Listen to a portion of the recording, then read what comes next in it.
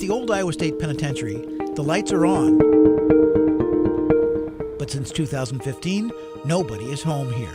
The facility is now closed, so basically there's utilities that are being ran to the structures, but there's no occupation and there's no one on site.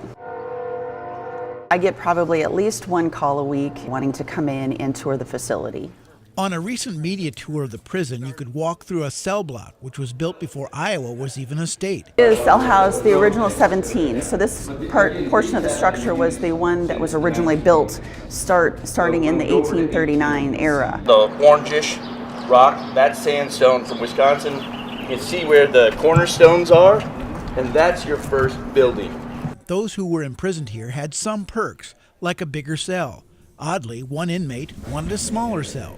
So you'll see if you step in there, you can just feel, like if you have books, there's no space. And when that door shuts, there's not a lot of light. So now what do you do with a prison from another era? The state of Iowa cannot do anything. We are in the prison business and not necessarily the tourism business. A nonprofit group of citizens has started to try to figure out what to do with the old complex. First, they need $150,000 to do an environmental impact study. In the state budget crunch, our lack of funds, we need help from the public. We've asked for ideas. We're open to any ideas. As Iowa ponders this question, just to the south in Jefferson City, Missouri, they have opened part of the old penitentiary to tours. This prison actually opened the week that the Alamo battle was going on in 1836. Mark Schreiber was a corrections officer and assistant warden here.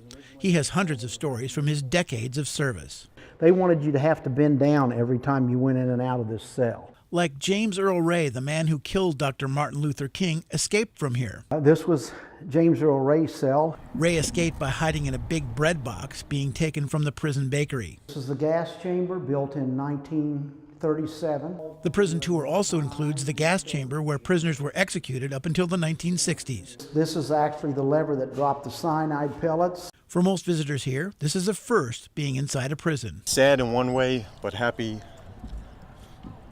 that for the first time in my life I was able to see something like this with my wife. The state also formed a commission, a redevelopment commission that was formed, and they came up with a plan for redevelopment. And that plan, that's kind of where it stopped. Unfortunately, sometimes politics can get in the way. But then a unique idea unlocked this prison to visitors. Our Convention and Visitors Bureau stepped in and really wanted to head the tours and be in charge of the tours, because that's something the state doesn't do. Now the CVB runs the tours and the prison museum, and last year the penitentiary hosted its first ever concert with Travis Tritt. It's the most fun you can have in prison. And in 2011 is when we started the paranormal tours, and those have grown tremendously for us. They're big in the fall with Halloween. That's a huge month for us. We're probably already sold out for this October almost. In 2009, they had 3,000 people visit. Last year, it was almost 30,000. The tours generated $648,000, yielding a profit of $87,000. The group put $95,000 into improvements in the prison complex.